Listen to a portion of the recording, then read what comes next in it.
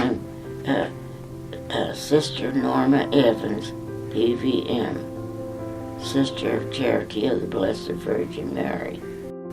I grew up, during just after the war, and there wasn't, it was hard. You couldn't get many hired men to work for you.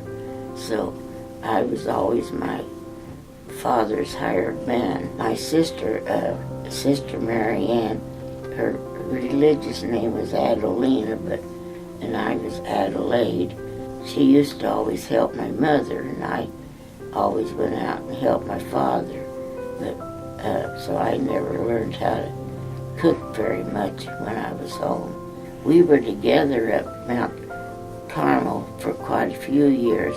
She and then she'd go home sometimes during the summer, help my sister, and so that she didn't have quite so much to do. It was we were together for many years before she passed away.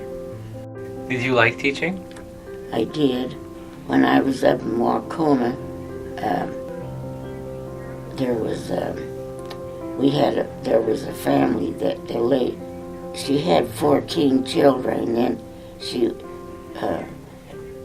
she died after she had the 15th child. I always felt sorry for that family, and so I used to, when the mother was alive, she used, always help the kids a lot. After she died, well, there wasn't anyone to help this one,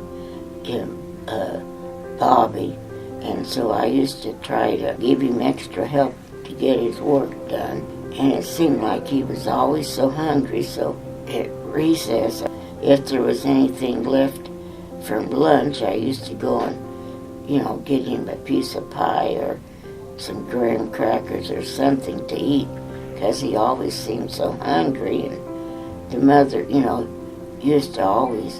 she always knew what to do to keep him so he'd have something to eat. And then when I made out his report cards, I used to give him D's or C's and everything, because he studied.